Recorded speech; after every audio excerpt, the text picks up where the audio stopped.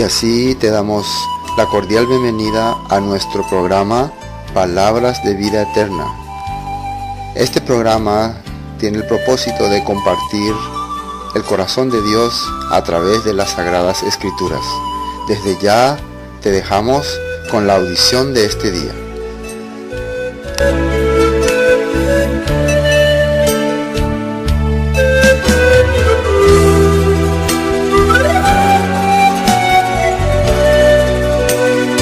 San Lucas capítulo 21, versículo 25.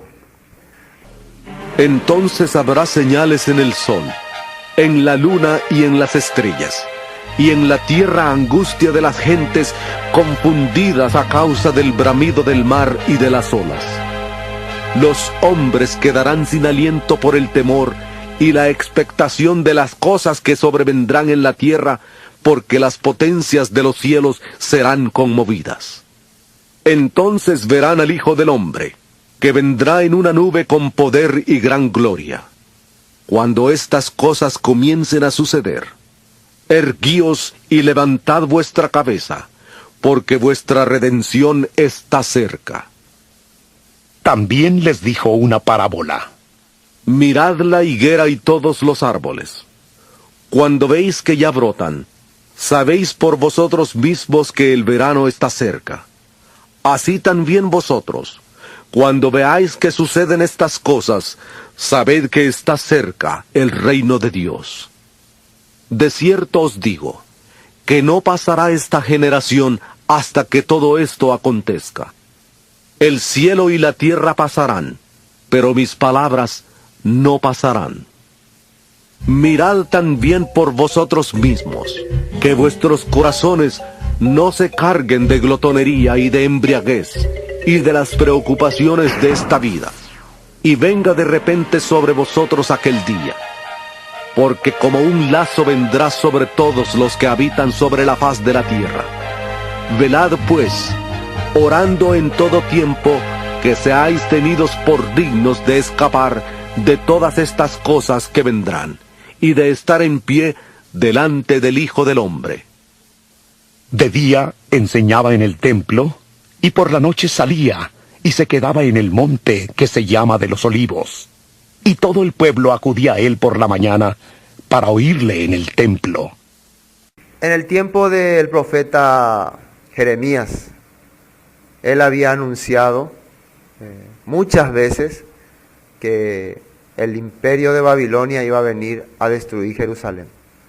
¿Cuál era la causa que Jerusalén iba a ser destruida? Por más que los judíos de ese tiempo iban al templo, ofrecían sacrificios, hacían adoraciones, pero Dios que había visto, en sus corazones había solamente falsedad e hipocresía. Ellos no servían a Dios con todo su corazón. Ellos realmente estaban sirviendo al mundo, a la carne, a la satisfacción. Entonces, por más que había la religión, los sacerdotes, estaba todo ahí, no se estaba haciendo como Dios quería. Por eso Dios le envió un profeta para que les hable y les diga, ustedes están mal, ustedes no están haciendo bien las cosas. Y Dios, según su escritura, por estas cosas los va a llevar al exilio, porque así está escrito en la Biblia. Que si no hacen la manera que Dios le estableció, si no cumplen, como dice la escritura, serán llevados al exilio. Entonces, el profeta Jeremías le estaba hablando algo inventado o algo que estaba escrito en la Biblia. Sí, no solamente a ellos le había ocurrido eso. Ya había habido un ejemplo, unos años atrás, las 10 tribus de Israel habían sido llevadas también cautivas por los sirios con tremendo sufrimiento. Por eso el profeta Jeremías mismo habla que viendo Judá el pecado de Israel, no se arrepintió, sino al contrario, hizo igual o peor. Por eso para Dios doble era el pecado de Judá, porque ya habían visto ellos lo que le había acontecido a Israel, pero ni aún así ellos sintieron ganas de arrepentirse. Por eso las personas que se hacen llamar cristianas, o que tienen la Biblia, o van a la iglesia, para Dios son doble pecadores que las personas que mejor se hacen llamar bien nomás mundano. Yo soy bien nomás mundano. ¿Por qué? sabiendo la Escritura, sabiendo la palabra, igual ama a este mundo.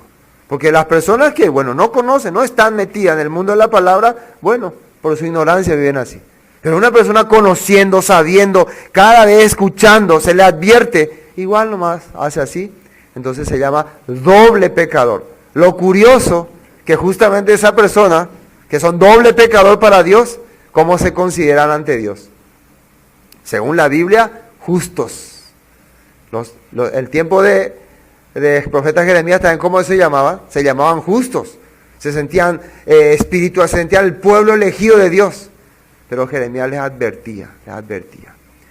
Pero algunas personas que podían entender la palabra podían darse cuenta de lo que iba a ocurrir, de lo que iba a suceder.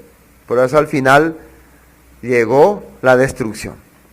Va a venir Babilonia, va a destruir todo, no van a poder escapar, van a ir cautivos.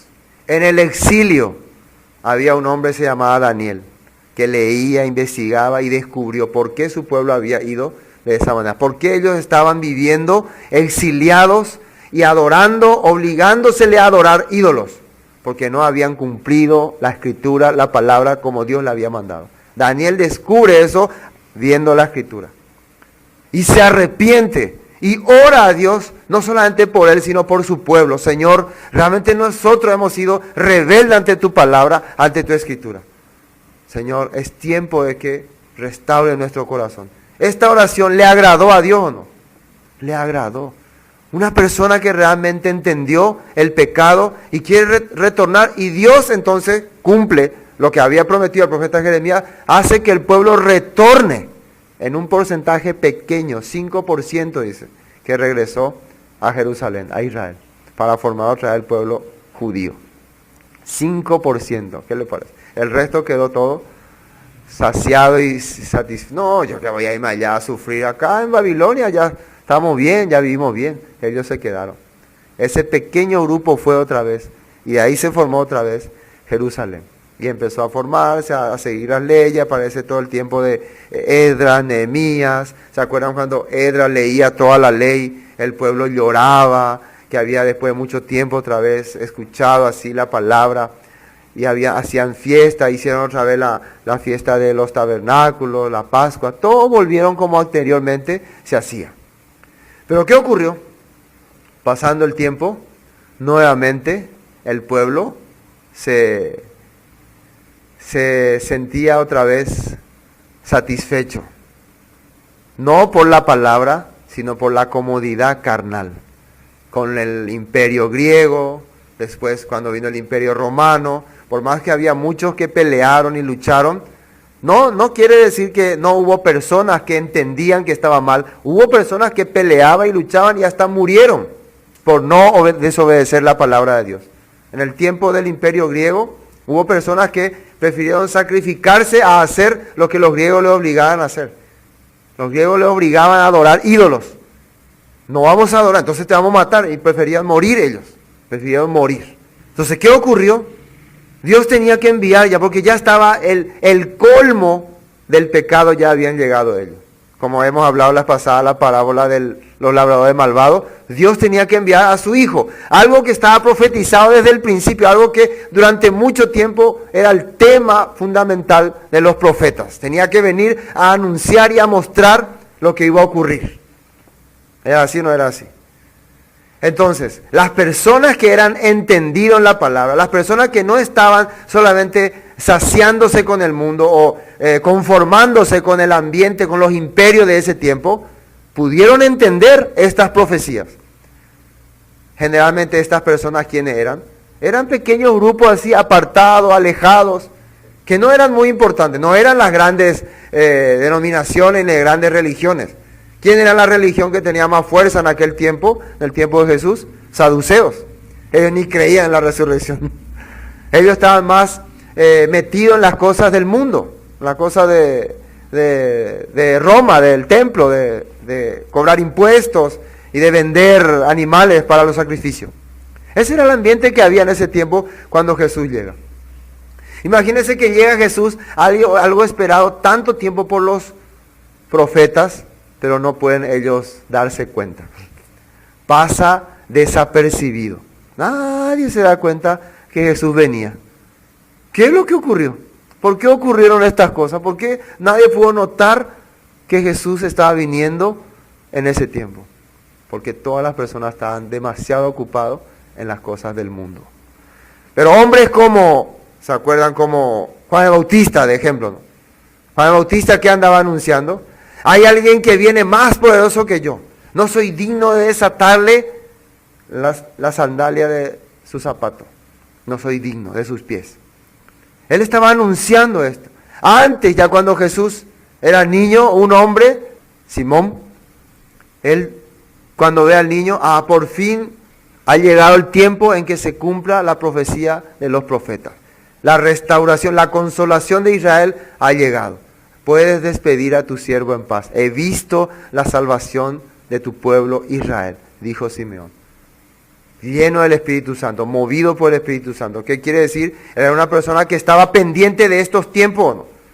Así como nosotros también ahora estamos viendo esta palabra, como estamos viendo las profecías, los últimos tiempos, ustedes no piensan que también había profetas o personas que estudiaban la Escritura y sabían que ya estaba llegando el tiempo en que el Mesías tiene que nacer.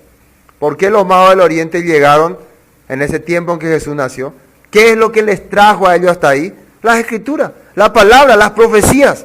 Pero ¿cómo pueden ser tan inteligentes para entender eso? Claro, porque estaban pendientes, estaban atentos, estaban siempre en expectativa. Tal vez los acontecimientos que ocurrían en ese tiempo, también lo que la profecía, los años, los tiempos, le daban a ellos la exactitud. Claro, esto es difícil de que una persona que está viviendo sometido al mundo, saciándose del mundo, pueda entender, pueda darse cuenta.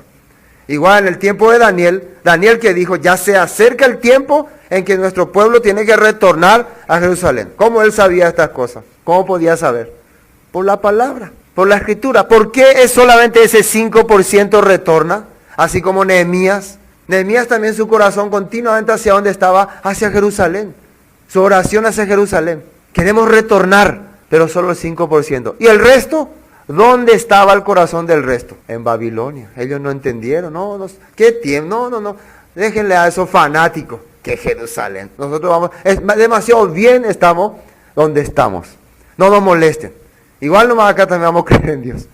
Eso ocurría, eso sucedía. ¿Me entienden? Entonces Dios continuamente estaba anunciando sus tiempos y las personas que estaban despiertos y atentos a la palabra podían comprender. En este tiempo igual, como les dije una vez, ya ni siquiera es necesario mostrarle la Escritura para mostrarle a las personas que estamos en los últimos tiempos. Todo está aconteciendo como dice la Biblia. Todo está ocurriendo como dice la Biblia. Pero lo triste que es que aunque le mostramos a la persona, su corazón hacia dónde está todavía igual, hacia el mundo. Que el 90% de su interés son todavía las cosas del mundo y no la palabra. Sabiendo ustedes que se acerca ya, cuando veáis a Jerusalén rodeada por los gentiles, sabéis ya qué va a ocurrir. Prácticamente estamos así ya, pero todavía las personas están dándose en casamiento, comiendo y bebiendo. Entonces va a venir el juicio, la tribulación, y se los va a llevar, como dice la Biblia, se los va a llevar. Vamos a ver cómo Jesús ya anuncia acá, después de haber advertido cómo iba a ser las señales antes del fin. ¿Cuáles fueron las señales que Él dio? Primeramente Él dio una señal de la destrucción del templo. ¿Cómo iba a ocurrir eso? Piedra sobre piedra no iba a quedar edificada. En ese tiempo iban a venir, iban a conquistar Jerusalén. ¿Qué le advirtió a sus seguidores? No retornen ustedes a Jerusalén. Huyan, corran. Pobres las que estén en esos días encinta. Esta palabra, como hablamos la vez pasada, pobres las que estén encinta o las que críen bebés, nada más y nada menos que a veces estaba recordando lo que había ocurrido cuando las 10 tribus de Israel fueron llevadas cautivas por los sirios. ¿Qué hacían los sirios con las mujeres que estaban encinta? Les abrían el vientre. Con los niños les reventaban por la pared, dice. Lo mismo ocurrió cuando vino Nabucodonosor, más sangrientamente hizo con ellos. Y lo mismo va a ocurrir cuando venga Roma. Roma es peor que Siria y Babilonia. No va a dejar nada, sin misericordia los va a exterminar. Así está escrito. Si uno lee la historia, cómo fue ese ataque. A nosotros leemos, Roma llegó a Jerusalén, destruyó y conquistó, así nomás leemos, ¿no? Pero si uno va y profundiza, se va a asustar. Las masacres que hicieron los romanos, como les torturaron a los judíos. Es imposible que cuando uno lea así la historia de ese tiempo. Es terrible. Casi igual como volver a ver lo que ocurrió con Alemania nazi, ¿no? Con los judíos ahí. Era terrible. Entonces Jesús le advertía de esto, ¿no? Y a las personas que eran discípulos, ¿cuántos años después de que Jesús habló esta profecía ocurrió esto? 40 años después. 40 años después ocurrió. Se puede decir, entre la vida de Jesús y los 40 años, se puede decir que es una generación, ¿o no? Jesús 33 años más 40 años son 73 años, ¿no? Sí, es una generación, ¿o no? Se puede decir entonces que esa es una generación. Y ocurrió como él dijo.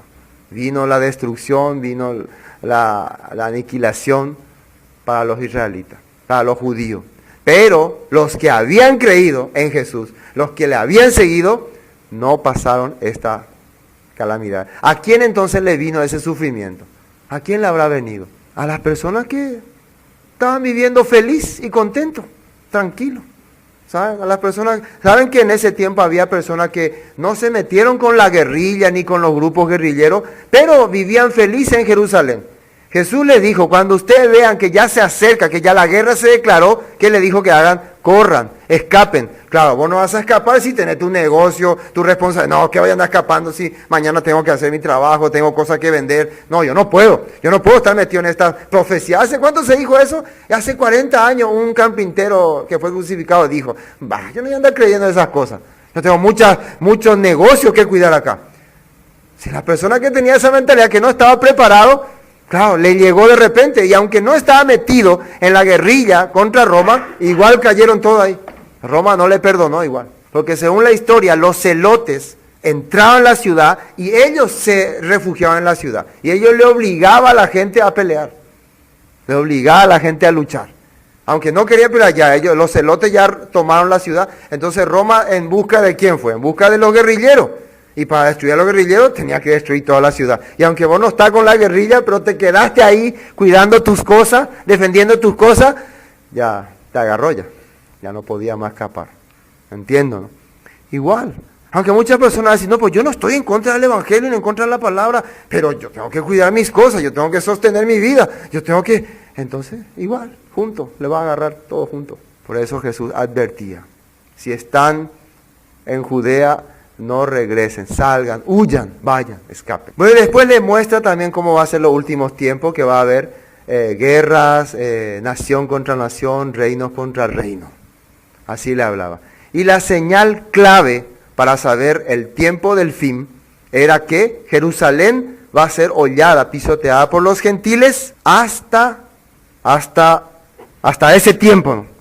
Versículo 24 vamos a leer, 21-24. Y caerán a filo de espada y serán llevados cautivos a todas las naciones. Está hablando ya por los judíos, ¿sí o no? Y Jerusalén será hollada, o sea, pisoteada por los gentiles hasta que los tiempos de los gentiles se cumplan. ¿Qué significa? Hay un plazo que Dios dio para que los gentiles dominen y gobiernen la ciudad de Jerusalén. El día martes hemos visto cuándo se terminó ese plazo. ¿Qué fecha fue? ¿Quién se acuerda? 1967. En el 48, Jerusalén e Israel se declara independiente, pero en 1967 recién ellos recuperan Jerusalén. Justamente en una guerra provocada por los árabes. Los árabes dijeron, vamos a exterminar a Jerusalén. Pero Israel gana, recupera más territorio. Por la guerra que ellos provocaron, Israel sale victorioso. Significa que esa guerra no era una guerra de hombres, es una guerra que Dios mismo estaba permitiendo. Porque técnicamente no había posibilidad de que se gane. En el tiempo de Jesús, cuando Jesús advirtió, aunque ellos pelearon con todas sus fuerzas, no pudieron ganar. Porque ya Jesús advirtió, serán destruidos y van a tener que ser esparcidos por las naciones porque se tiene que cumplir la Escritura. Ustedes han sido rebeldes, adoraron ídolos, rechazaron al Mesías, prefirieron que un emperador romano les gobierne. Prefirieron a César y rechazaron al Mesías. Entonces, tiene que venir sobre ellos el castigo que la Biblia mencionaba. Así le ocurrió. Entonces, Si calculamos que el tiempo de los gentiles terminó en 1967, de 1967 hasta ahora, ¿cuántos años ya han pasado? Como 40 años, ¿no? Bueno, más o menos 40, 45 años más o menos. Entonces, si Jesús dice que a partir de eso hay una generación, entonces aproximadamente si creemos que una generación tiene 70, porque la vida de las personas son 70, 80 años, entonces estaría quedando para los últimos tiempos unos 40 años más, ¿no?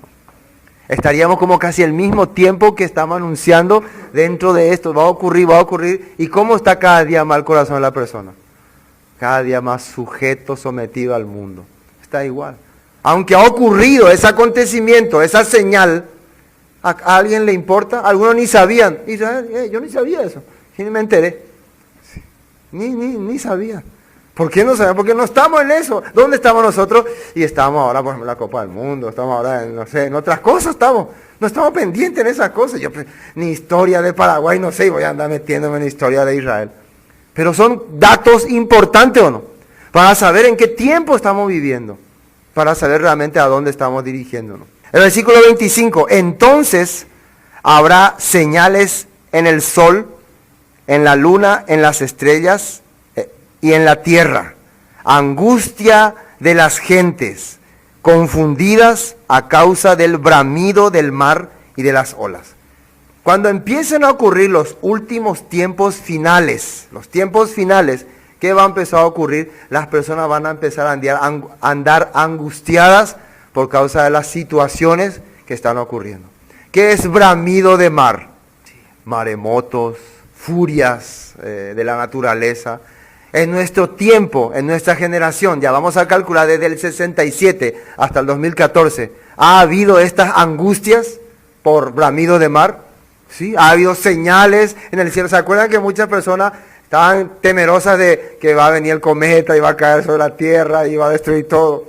O va a haber cataclismo, o la capa de ozono se va a abrir. Hay muchas señales que están mostrando y le causa angustia a las personas. El agua se va a terminar, el agua se va a contaminar, muchas cosas. Y las personas como viven desesperados, que la desforestación, que ya no hay oxígeno. ¿Cómo vive la gente en este tiempo? Angustiada, se desespera ya. Parece que cada día más se acaba la esperanza. Claro, nosotros todavía, gracias a Dios, Dios nos dio un país bien abundante. No sé si digo gracias a Dios o si estaríamos en un país con desesperación, tal vez le buscamos más a Dios, ¿no? Como nuestro país tiene toda la riqueza, nosotros tranquilos no vivimos. Pero países donde tienen mucha hambre, sequía, terremotos, maremotos, están viviendo todo el día pensando en esas cosas. Después, versículo 26, desfalleciendo los hombres por el temor y la expectación de las cosas que sobrevendrán en la tierra, porque las potencias de los cielos serán conmovidas. ¿Se acuerdan cuando se anunció que el 2012 iba a ser el último tiempo? ¿Cómo estaba el corazón de las personas? Desesperado. Y cada tanto se viene anunciando que ya tal fecha va a ser en el 70 y tanto, no va a ser en el 80 y tanto, no va a ser. Cada tanto se viene anunciando. Y las personas viven angustiadas. Yo me recuerdo, en ese tiempo muchas personas de verdad estaban desesperadas. De verdad, por favor, ore. Hasta algunos que yo conozco, ¿no? Me enviaban mensajes, pastor, ¿vos qué crees? Yo estoy muy asustado, me decían. ¿Qué? ¿De qué? Y de esto que se va a anunciar tal vez el fin y por lo menos yo estoy seguro que soy salva. ¿Y por qué se angustiaba entonces? Si estaba segura que era salva. Porque no estaba segura que era salva. Entonces la persona cuando empieza a ocurrir estas cosas va a tener mucho quebranto, ¿no? ¿Por qué? Nunca ha oído la palabra de Dios. Nunca ha escuchado el mensaje de Dios. Ya un creyente, un seguidor de Dios, verdadero, aunque escuche estas cosas, ¿qué es lo que puede entender? Simplemente una cosa, está por llegar el tiempo en que Jesús va a venir y nos va a redimir, dice, rescatar, librar de este mundo pecaminoso. Eso es lo que puede entender. Así que va a estar tranquilo en ese punto, pero el que no está enterado de estas cosas, va a venir y se los va a llevar.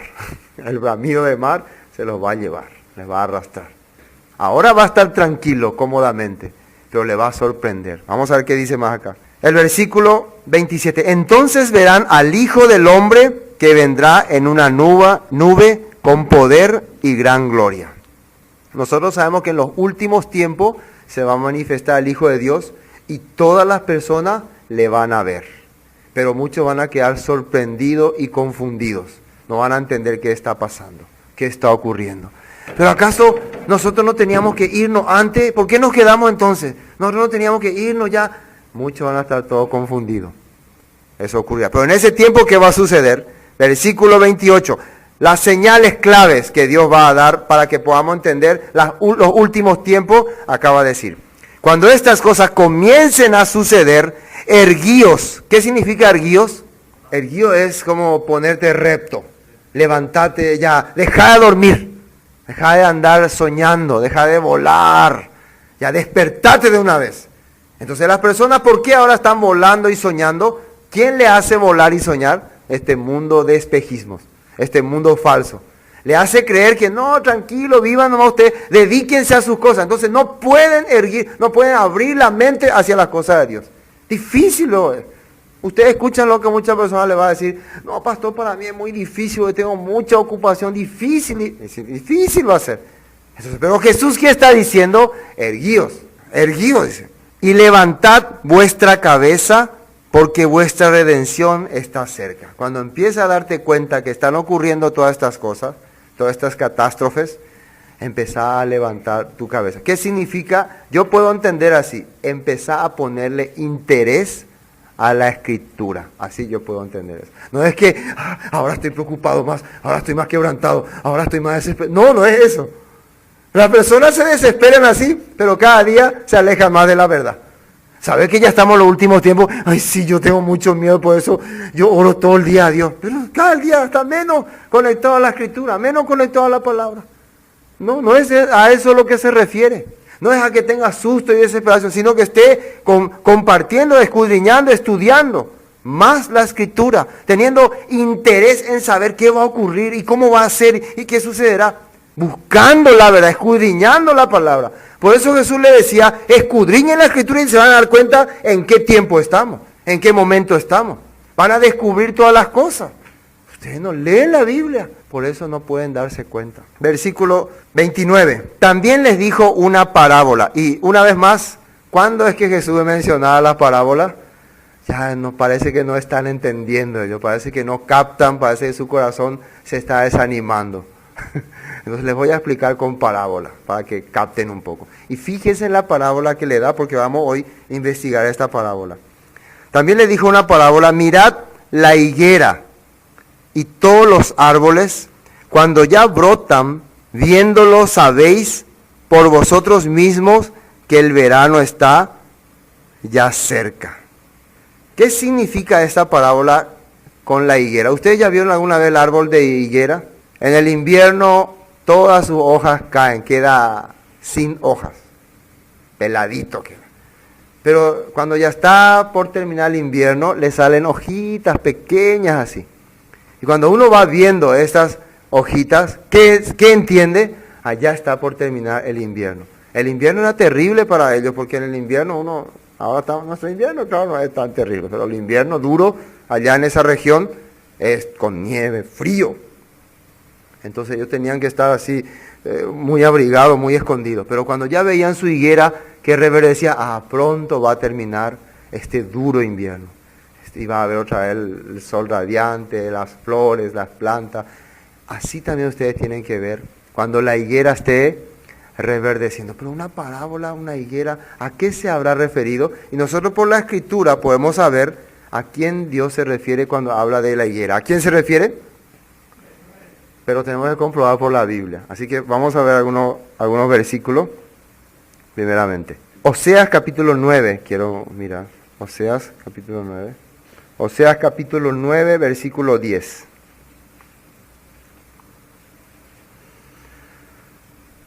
Dice, como uvas en el desierto hallé a Israel, como la fruta temprana de la higuera. En su principio vi a vuestros padres, ellos acudieron a Baal Peor, se apartaron para vergüenza y se hicieron abominables como aquellos que amaron. Entonces acá vemos que Dios le está comparando a Israel como la higuera en su principio. Así está saliendo. Una parte. Otra parte, Jeremías 24. Jeremías 24. Esto es para ver, para comprobar, no por la Biblia. Jeremías 24, versículo 3. Y me dijo Jehová, ¿qué ves tú, Jeremías?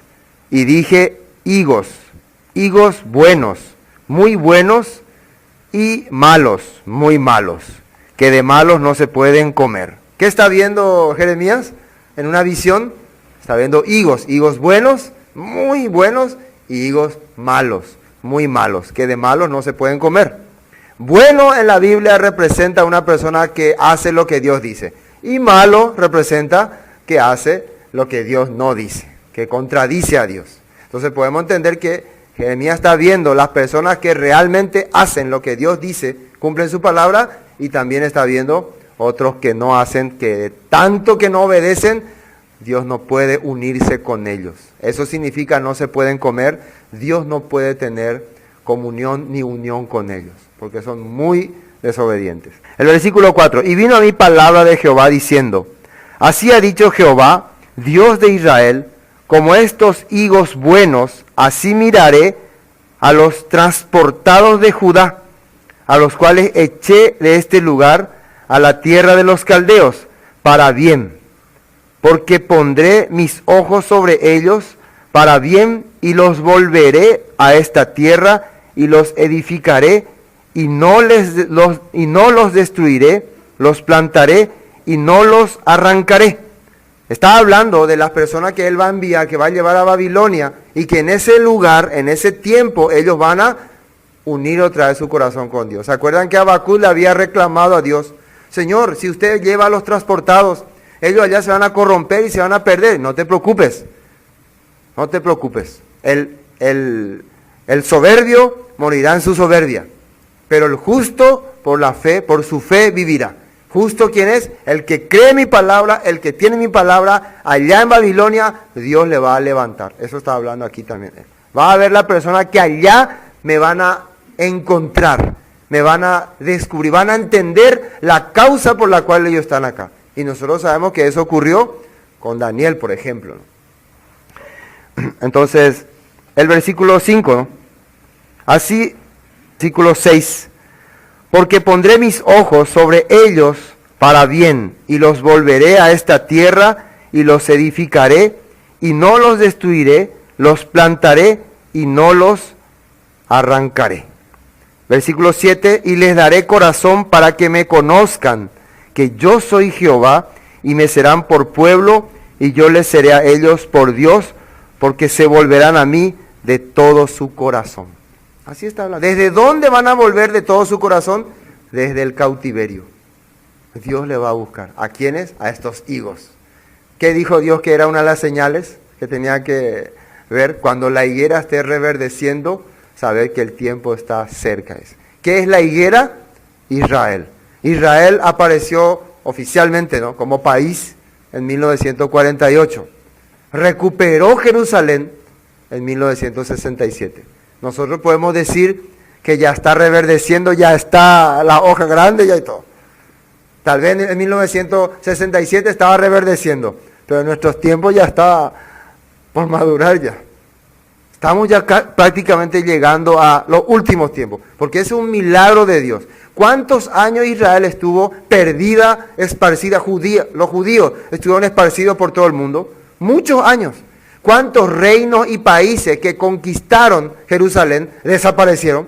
Ya no existen, pero los judíos siguen existiendo. ¿Acaso no se puede llamar a eso un milagro de Dios? Sí o sí se le puede llamar. Está bien, hay otros países más antiguos, pero nunca salieron de ahí, siempre estuvieron ahí. Pero en el caso de los judíos, ellos vivieron errantes, perdidos. Y Dios los trajo ahí y le hizo país fuerte, como ahora.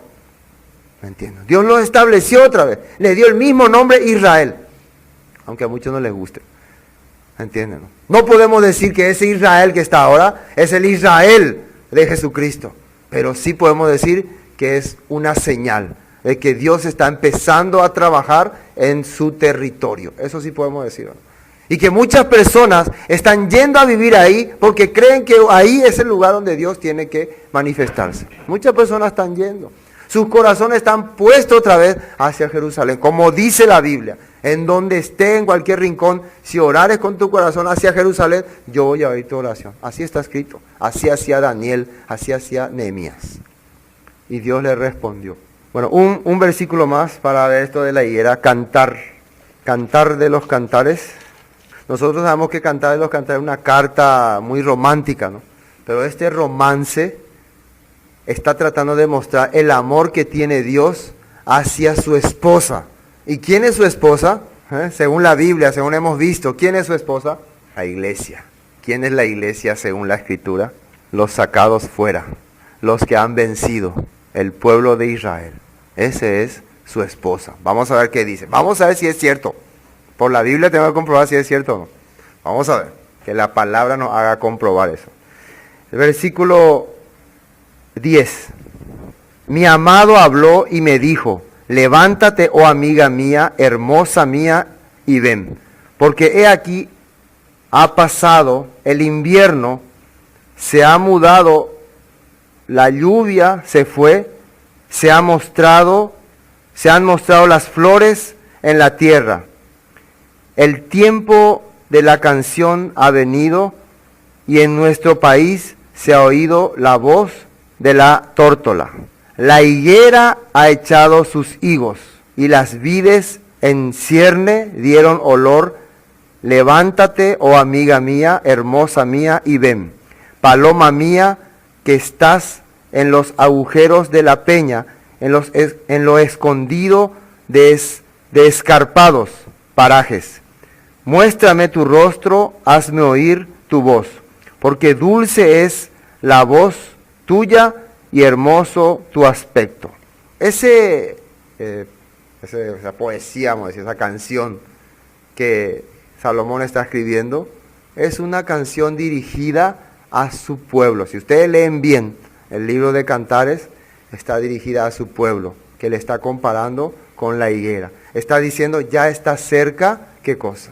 El verano ya se fue, el tiempo de lluvia, el invierno ya pasó. Ahora ya está llegando un tiempo donde ya yo quiero unirme contigo otra vez. Quiero ser uno otra vez contigo. Entonces le dice como paloma. ¿Se acuerdan qué representaba la paloma? El pueblo de Israel que fue esparcido, como palomas, que volverán, dice, en su ventana. Efraín fue como paloma incauta, está escrito en Océano. ¿Qué significa incauta? Llevada, secuestrada. Ahora le está diciendo que salga de su escondijos, de peñas. Dios mantuvo a su pueblo siempre protegido en todos estos tiempos. Y está ahora llamándole. Entonces, aunque venga ese problema, esa dificultad, esa situación terrible, esa tribulación grande, el pueblo de Dios va a estar despierto, ¿no? El pueblo de Dios va a poder oír la voz de su amado, ¿no? Porque siempre estuvo despierto y atento. Amén. Esa es la iglesia de Dios, los apartados. ¿Apartados de qué significa la iglesia? Del mundo. Dios, ¿a quién apartó del mundo? A su pueblo. Pero lastimosamente ese pueblo se fue y se contaminó. Eso fue lo que ocurrió. Bueno, volvamos a San Lucas. Eso es para entender las señales de la higuera. Capítulo 21, versículo 30. Cuando ya brotan, viéndolo, sabéis por vosotros mismos que el verano está ya cerca. Entonces, para un entendido de la Escritura, cuando le habla que el verano está cerca, ¿qué significa? Tu esposo está a punto de venir a tomarte nuevamente, a llevarte con él. Así que despiértate, esté atenta. Cuando iba a haber la boda, el casamiento, cuando llegaba ya la fecha en que el esposo tenía que venir a recoger a su esposa, la esposa ya estaba preparada, ya se vestía. No puede llegar el esposo, espérame a vestir. No, ya tiene que estar lista. Así era. Es un ambiente ya diferente. Había un plazo, ¿no?, en que el esposo iba a ir a recoger a la esposa, pero ese plazo más o menos tenía un tiempo fijado. Y antes de ese plazo siempre había algunos que venían enviando avisos y señales. No es que de repente caía. Iba enviando señales, avisos. Entonces ya está cerca. Entonces la novia ya se sentía más preparada. Entonces la novia, la esposa de Dios, si ya está sabiendo que está por llegar su tiempo, debería expectante o no. Expectante. ¿Cómo uno está expectante a la llegada de Dios? estudiando su palabra, analizando su palabra. O cada día más metiéndose con el mundo, enredándose con el mundo. Cuando Rahab recibió la noticia de que Jericó iba a ser destruido, y llegaron 2 espías anunciando ya que estaba más cerca, aunque ella tenía un aviso porque había oído, dice, comentarios. Por eso su corazón estaba desesperada. Pero cuando ella recibe a los espías, recibe una promesa, un pacto. No te preocupes, nosotros vamos a salvar tu vida. Le da una señal. Y le dice, cuando nosotros estemos llegando, vos solamente tenés que mantenerte aquí con tu familia. Así le dijo. Entonces, después de que fueron los espías, ¿cuál creen ustedes que habrá sido el trabajo que habrá hecho Rahab? Bueno, ya que se fueron, todavía no van a llegar, voy a seguir con mi antiguo oficio. No. O empezaba a comprar terreno, cosas. Empezaba a negociar. No. Empezaba a invitar, a hablar a la gente lo que se venía. Y las señales que tenía. Tengo esta señal, este corona, aquí estuvieron ellos. Mostraba lo que iba a ocurrir. Y las personas que confiaban, que creían en ella, quedaron en su casa. Vino la destrucción, a ellos no le pasó nada, porque tenían la promesa, las señales de Dios. Igual, cuando vino el ángel de la muerte sobre Egipto, aunque murieron muchos primogénitos, ¿por qué los primogénitos de los israelitas no murieron? Porque ellos tenían una palabra, una promesa, una señal que Dios le había dado a través de su mensajero Moisés. Pintaron con la sangre del cordero su dintel. ¿Me entiendo? Eso es muy importante entender. Bueno, versículo 31. 31 no. Así también vosotros, cuando veáis que suceden estas cosas, sabéis que está cerca el reino de Dios. ¿Qué está cerca? El reino de Dios. Significa que está por terminar el reino del diablo, del príncipe de la potestad del aire, del que operan los hijos de desobediencia, está por terminar. Entonces, ¿qué le parece? Si nosotros, sus hijos, sus seguidores, estamos viendo que estas cosas que está anunciando el maestro están ya visibles, ¿por qué hacemos la vista gorda? ¿Por qué hacemos como una enseñanza de un culto nomás? No, esto es un aviso, una señal que Dios nos está dando. ¿Qué es lo que ocurre? ¿Qué es lo que sucede? Este reino de las tinieblas, del príncipe de la potestad del aire, está por terminar, está por acabarse. Está cerca de llegar el reino de Dios. Bueno, el versículo 32. De cierto os digo que no pasará esta generación hasta que todo esto acontezca. El cielo y la tierra pasarán, pero mis palabras no pasarán. Hay una generación, dice. ¿Cuál es la generación? ¿Cuál era la señal que teníamos que tener para saber esa generación? El reverdecimiento de la higuera.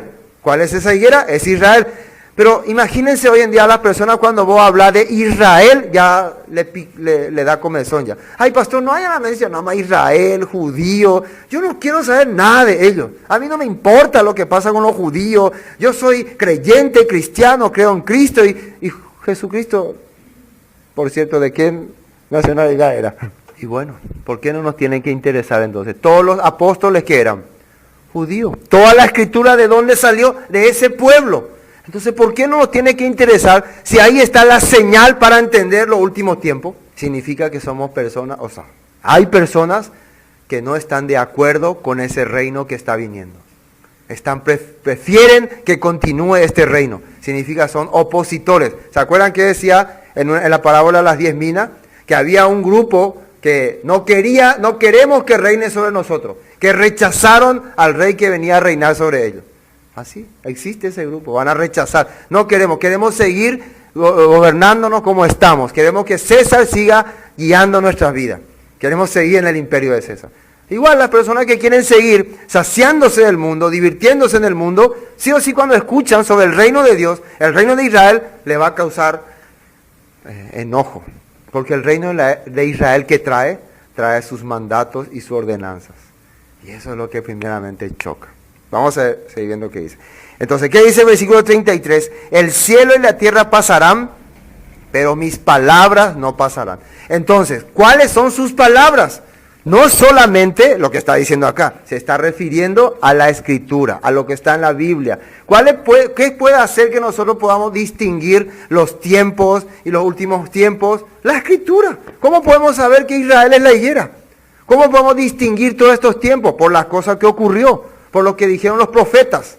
De esa manera también Pablo anunciaba a las personas sobre la vida, sobre la última venida del Señor Jesús, a través de la Escritura. No había otra manera de mostrarles. Entonces la palabra de Dios, hermano, no va a pasar, no va a dejar de estar vigente. El versículo 34, mirad también por vosotros mismos. Ahora hay que mirar cada uno personal. Esto es ya en general, pero ahora dice cada uno.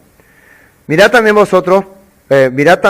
por vosotros mismos que vuestros corazones no se carguen de glotonería y embriaguez, y de que los afanes de esta vida, y venga de repente sobre vosotros aquel día.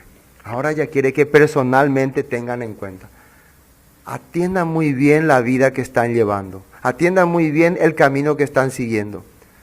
No vayan a andar, ¿en qué cosa dice acá? Embriaguez, glotonería. ¿Qué es glotonería? Me siento bien, como bien, a banquetes acá, banquetes allá, derrochando mi dinero, disfrutando de la vida como el rico, ¿no?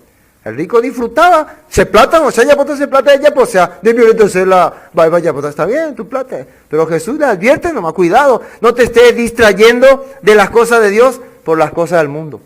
Increíblemente las personas van a preferir a un gran asadacho que escuchar la palabra, a un acontecimiento grande que la palabra. Si van a tener que elegir, a ver qué hago, ¿me voy a escuchar la palabra o a este acontecimiento? No van a dudar, este acontecimiento. No van a dudar. Sus corazones sí o sí van a enfocar más hacia los acontecimientos, hacia los banquetes. ¿Y qué hay después de los banquetes? Embriaguez y de los afanes de esta vida. ¿Qué son afanes? Lo que el mundo te muestra y te estira. Ajá, se pepe, allá posecoa, potacoa. Todas estas cosas yo quiero. Imagínense si ustedes están perdiendo la oportunidad de aprender la palabra por los afanes de esta vida. Qué triste. Cuidado, atiendan ustedes mismos. Claro, yo sé que alguna persona que están afanados, si están escuchando, le va a caer como pesado, pero no es aquí una palabra de acusación, es una palabra de profecía, es un aviso. Cuidado, no se carguen de glotonería y embriaguez de los afanes de esta vida y venga de repente sobre vosotros aquel día. Ya está hablando de los últimos tiempos, de repente cae y no te diste cuenta. ¿Cómo es que le va a sorprender a alguno? Porque ¿en qué estaban dedicando su vida? En saciarse con el mundo. Las amistades, los amigos, la diversión. Claro, muchas veces parece que en la iglesia se aburre uno. No, el pastor es aburrido, me aburre. Parece que es más divertido con los amigos, los compañeros, los cuates. Pero estas cosas lastimosamente nos desvían de la verdad. Si tal vez el pastor no es divertido, oír la palabra para algunos no sea divertido, pero para los que están esperando este reino, ese reino, realmente es como para estar despierto. Los que estamos realmente decididos a perder en este reino, en este tiempo, y ganar el reino que viene, entonces sí o sí vamos a estar interesados en esta palabra.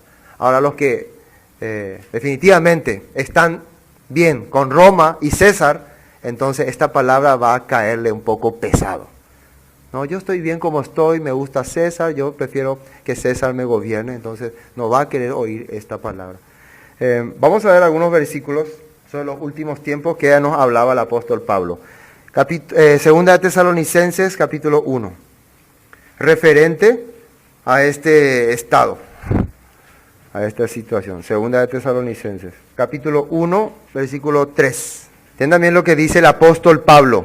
Dice, debemos siempre dar gracias a Dios por vosotros, hermanos, como es digno, por cuanto vuestra fe va creciendo y el amor de todos y cada uno de vosotros abunda para con los demás. ¿Cuál es la cosa que le hace sentir bien el apóstol Pablo? Dice que vuestra fe va creciendo. ¿Qué significa vuestra fe va creciendo? Una persona que yo le pregunto, hermano, ¿vos tenés la fe? Sí, tengo mucha fe. ¿Eso es vuestra fe va creciendo? Significa que tu conocimiento y tu confianza en ese conocimiento que estás recibiendo está aumentando. Entonces, alguien por decir tengo mucha fe, ¿quiere decir que su fe está creciendo? No, se tiene que manifestar, tiene que ver. Si es que está aprendiendo la palabra, se tiene que ver la palabra en su vida. ¿Qué dice más ahí?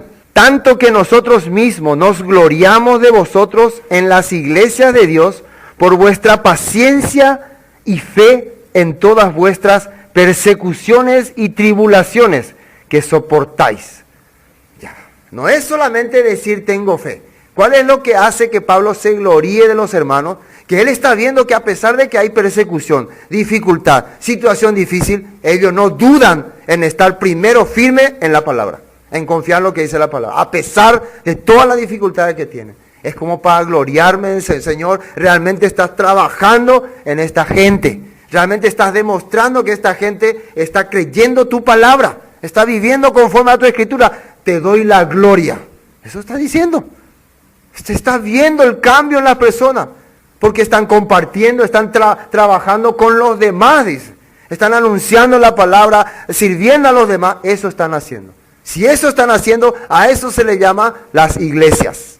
Esos son las iglesias. 5. Esto es demostración del justo juicio de Dios para que seáis tenidos por dignos del reino de Dios, por el cual asimismo padecéis. Esta palabra es clave. ¿Qué dice ahí? Seáis tenidos por dignos. Sí dice, ¿no? Esto es demostración del justo juicio de Dios. ¿Qué es justo juicio de Dios?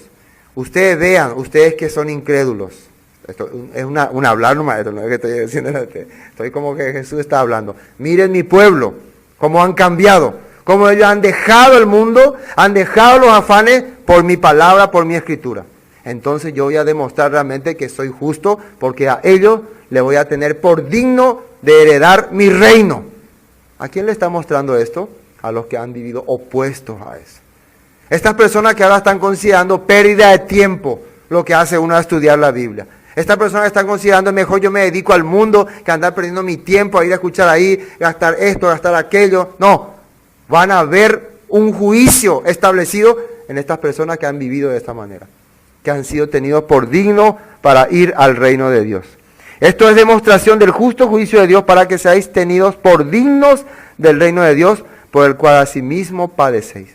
Entonces, si hay padecimiento, dolor, sufrimiento, dificultades, es porque estamos esperando ese reino. Pero yo digo, no, es posible, no hay que hacer, bueno, no soy digno, había sido, de llevar este reino. Segunda, decía ley. Vamos a San Lucas otra vez. Vamos a continuar, tenemos que terminar este capítulo. El versículo 35, ¿no? Porque como un lazo vendrá sobre todos los que habitan sobre la faz de toda la tierra. Velad pues en todo tiempo orando, que seáis tenidos por dignos de escapar de todas estas cosas que vendrán y de estar en pie delante del Hijo del Hombre. Velad, ¿qué significa? Estar atento, de ser tenido por digno. Si una persona actualmente se preguntara, personalmente, cada uno nomás, yo con la vida que estoy llevando y con el corazón que estoy teniendo, ¿será que seré tenido por digno de aquel tiempo? Cada uno más tiene que preguntarse, cada uno tiene que analizarse. O mi propia confianza nomás me hace creer que yo soy digno. Yo creo que sí y punto. No, que la escritura, que la manifestación de la palabra muestre en mi vida que soy tenido por digno. No porque yo digo voy a ser tenido por digno. Que leímos en Tesalonicenses. Se manifiesta eso, para que seáis tenidos por digno del reino de Dios. Entonces, velad pues en todo tiempo. ¿Qué significa? Velad, ¿qué significa? ¿Cuándo? Algunas veces. Sí, en todo tiempo. Está pendiente de las cosas de Dios, está pendiente de la escritura, de la palabra. Estar pendiente de la escritura es compartir con los hermanos en la comunión unos con otros. La sangre de Cristo limpia todo pecado, dice. Por eso es importante la reunión, la comunión, para saber si realmente estamos caminando como Dios dice. Porque yo puedo estar muchas veces caminando creyendo que estoy bien y solito me voy como oveja descarriada. Eso es importante que una persona atienda. ¿Qué dice ahí? Velad pues en todo tiempo orando que seáis tenidos por dignos de escapar de todas estas cosas que vendrán y de estar en pie delante del Hijo del Hombre. ¿Se acuerdan que arriba dijo que de qué tenían que cuidarse de las glotonerías, de la embriaguez, de los afanes de esta vida. Porque al no cuidarse de estas cosas, entonces esta tribulación, estos tiempo de juicio vendrá sobre esa persona. No van a ser tenidos por dignos. Entonces, ¿qué te puede librar de glotonerías, de embriagueces y de afanes de esta vida? La palabra de Dios que permanece para siempre, que no va a dejar de existir. Sí, eso te puede librar. Y confirmamos esto con este versículo. Hechos capítulo 8, versículo 12. Hechos capítulo 8, versículo 12. Vamos a ver. Esto es lo que compartía Felipe. 8:12, ¿no? Pero cuando creyeron a Felipe, que anunciaba el evangelio del reino de Dios y el nombre de Jesucristo, se bautizaban hombres y mujeres. ¿Por qué leí este versículo? Acá dice que cuando creyeron a Felipe, que anunciaba el evangelio del reino de Dios. Ellos, ¿qué hicieron? Y el nombre de Jesucristo, se bautizaban hombres y mujeres. El evangelio del reino de Dios, hemos estudiado muchísimas veces, ¿qué es? Son las escrituras, son la palabra, son las leyes de Dios, son las ordenanzas de Dios y también los profetas. Y el nombre de Jesucristo, ¿qué es? La vivencia que Jesucristo ha tenido, la obra que Jesucristo ha hecho. Entonces, para anunciarle a una persona, para que se vuelva a Dios, tiene que explicarle el evangelio. ¿Qué tiene el evangelio según el apóstol Pablo? Tiene poder de Dios para salvación a todo aquel que cree. ¿Dónde se encuentra precisamente la salvación? En la obra redentora de Jesucristo. ¿Qué es la salvación? La palabra, el evangelio, le libra a esa persona ¿de qué cosa? De la glotonería, de la embriaguez, de los afanes de esta vida. Entonces, fueron bautizados. ¿Qué significa fueron bautizados? Se unieron al pueblo de Dios. Eso significa fueron bautizados. Otra vez, Hechos capítulo 28. Hechos 28. La importancia de la palabra que permanece para siempre, para los últimos tiempos. Hechos 28. Hechos 28, versículo 23. 28, 23. Y esto ya el apóstol Pablo compartiendo la palabra con los romanos. 23. Y habiéndole señalado un día, vinieron a él muchos a la posada, a los cuales declaraba y les testificaba el reino de Dios desde la mañana hasta la tarde, persuadiéndoles acerca de Jesús, tanto por la ley de Moisés como por los profetas. Y algunos asentían a lo que se decía, pero otros no creían. Entonces, ¿cómo Pablo les predicaba a ellos la palabra? Les mostraba acerca de la ley, de los profetas, de los escritos, cómo podían estar ellos en el reino de Dios. Así está hablando. ¿Cómo se anuncia el reino de Dios? Anunciando el evangelio, las escrituras, los profetas. Y les persuadía para que puedan creer en Jesús. ¿Quién es Jesús? Jesús es el que va a venir a llevarnos a ese reino. Pero antes de eso, ¿para qué Él vino? Aquí, ¿para qué era importante que ellos crean en Jesús? Primero, para saber que Él vino a morir por sus pecados. ¿Y por qué era importante que entiendan del reino de Dios? Porque Él va a venir a llevarnos para estar en ese reino para siempre. Pero ¿quiénes no van a estar en ese reino? Es importante leer también. Primera de Corintios. Primera de Corintios. Porque esto también hacía Jesús. Primera de Corintios capítulo 6, versículo 9. Primera de Corintios capítulo 6, versículo 9. Atienda muy bien lo que el apóstol Pablo decía acá. Dice, ¿no sabéis que los injustos, y la palabra injustos son los que no son justos, y justos son los que viven conforme a la escritura, a las cosas de Dios, injustos son los que contradicen las cosas de Dios? ¿No sabéis que los injustos no heredarán el reino de Dios? Así está escrito. Ustedes no saben estas cosas. Las personas que se rebelan contra lo que está escrito, contra la palabra, no son del reino de Dios, porque la palabra es para el reino de Dios. Se anunciaba el reino de Dios. Vos te rebelás contra esta palabra, entonces son enemigos del reino de Dios. ¿Y cuál es la característica del que se rebela contra el reino de Dios? Miren lo que dice ahí. ¿No sabéis que los injustos no heredarán el reino de Dios? No erréis, ni los fornicarios, ni los idólatras, ni los adúlteros, ni los afeminados, ni los que se echan con varones, ni los ladrones, ni los avaros. ¿Qué es avaro? ¿Qué es avaro? El que es demasiado ambicioso por el dinero. se siente muy especial cuando tiene dinero y quiere cada día más dinero y deja las cosas de Dios por el dinero. ¿Ese va a heredar el reino de Dios? No, no estoy diciendo yo, no me acusen ahora que malo ese pastor. Estoy leyendo lo que Pablo dice, ¿no? Dice, ni los ladrones, ni los avaros, ni los borrachos, ni los maldicientes. ¿Qué es maldiciente?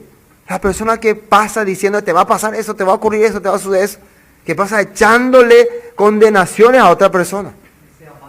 Sí, exactamente, desea mal para otros. Está buscando siempre el mal. Ojalá que le ocurra eso, ojalá que le suceda eso, ojalá que... Ay. ¿Esta persona va a heredar el reino de Dios? No, dice la Biblia. Después, maldicientes, ni los estafadores. ¿Qué son estafadores? Atiendan muy bien. Estafador es cuando vos le prometés a alguien algo que vas a hacer o le vas a dar y no le cumplí. O está muy consciente. Muchas veces no digan estafador por alguien que le prometió algo, pero por A, B, C razón no pudo hacerlo. No es que le quiso estafar. ¿Quién es el estafador verdadero? Sabe muy bien que no le va a cumplir, pero igual le está prometiendo. Ese es el estafador. Porque si no vamos a empezar a condenarle a todas las personas. Vamos a usar, la Biblia dice, vos sos un estafador. Pues yo no, vos sos... Porque la gente muchas veces usa esta palabra para su beneficio personal. Y automáticamente esa persona que declara estafador al otro se convierte en maldiciente. Ahí está otra vez fallando, saliendo todo. Entonces, ¿quién es estafador? Que yo, por ejemplo, estoy seguro de que no le voy a dar lo que le estoy prometiendo a Balbino, pero igual le prometo. Me voy a dar, no venir, no, ¿seguro? Sí, ven. Y después, sé muy bien que no me voy a dar, no tenía. Se llama estafador. Distingan muy bien esta clase de gente. También, si logran distinguir esta clase de gente, no es para que se vayan a acusarle, vos no vas a irte al reino de Dios. Porque tienen que saber primero si esa persona realmente está aprendiendo la palabra, está escuchando la palabra, para decirles. Porque si está en el mundo, le vale la nada estas cosas. No va a comprender.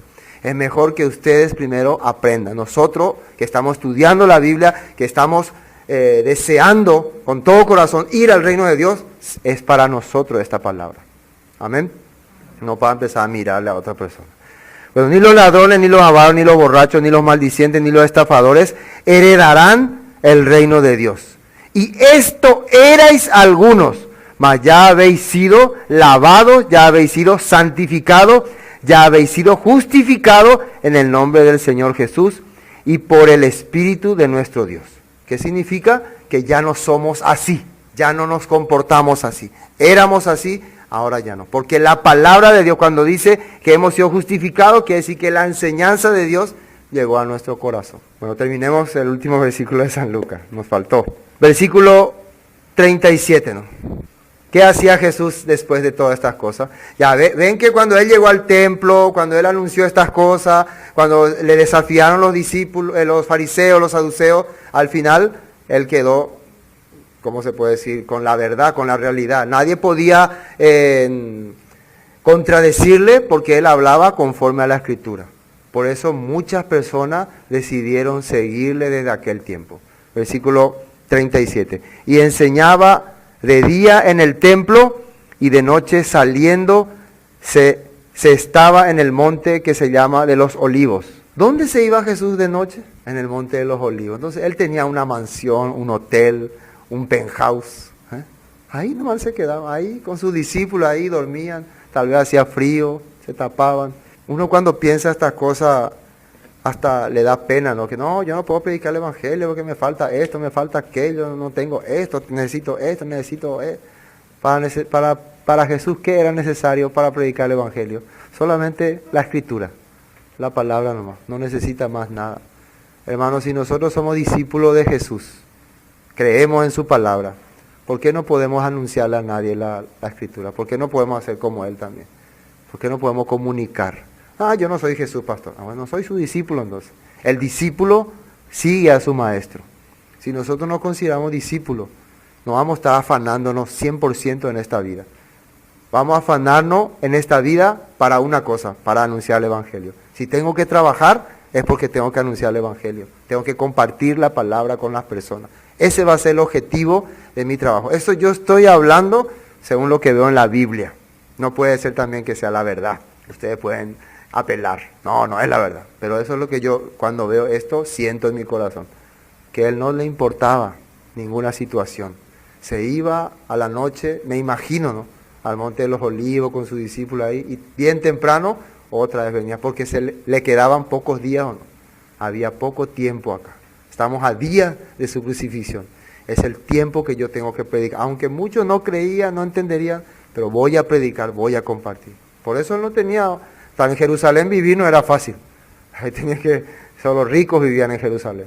Pero él, ¿dónde se quedaba? En una colina, ¿no? Ahí dormía con sus discípulos. Entonces, y todo el pueblo, versículo 38, venía a él por la mañana para oírle en el templo. Todas las personas venían a escuchar. Había muchas personas que estaban interesados en este reino.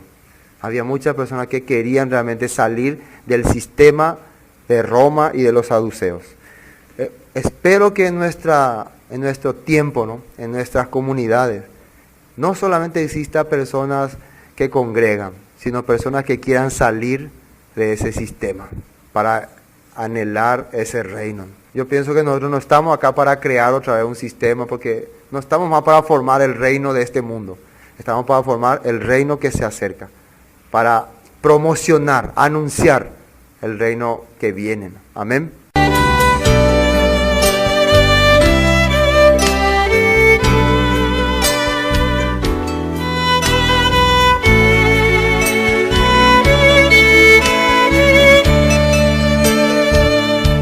Esto fue Palabras de Vida Eterna. Cualquier consulta que tengan sobre el tema que hemos tratado hoy, nos envían sus mensajes al 0981 60 46 77 y estaremos respondiéndoles con mucho gusto. Bendiciones y hasta pronto.